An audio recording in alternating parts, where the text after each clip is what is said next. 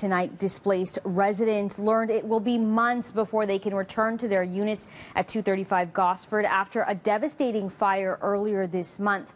Mayor John Tory breaking that news to a group of tenants tonight at an emergency shelter on the York University campus. And with those provisions set to expire at the end of this week, the mayor is now making a plea to any landlords who may be able to help temporarily house those who have nowhere to go.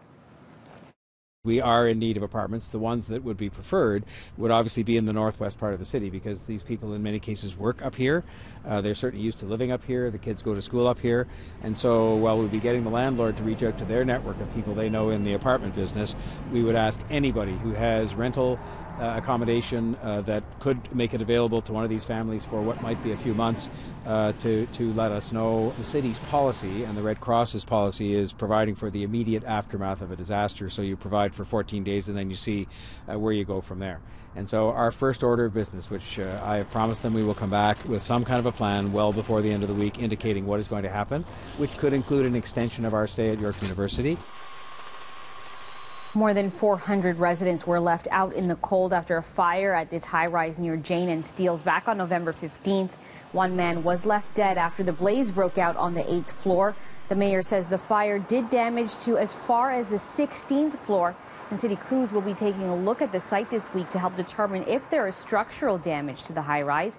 Residents outside the emergency shelter tonight tell us it has been a trying week and a half with no timeline in sight as to when this nightmare ordeal might end. It's definitely tough, especially not knowing how long. I think that's what we're all seeking answers for, is how long.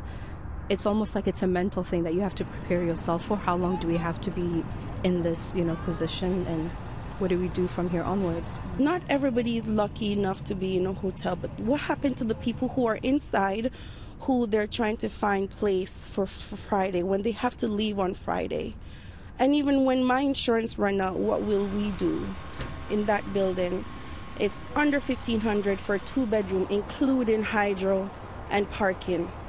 I have been searching the whole Vaughan, everywhere for somewhere like that, and it's over $2,000, separate from hydro and separate from parking. Who can afford that?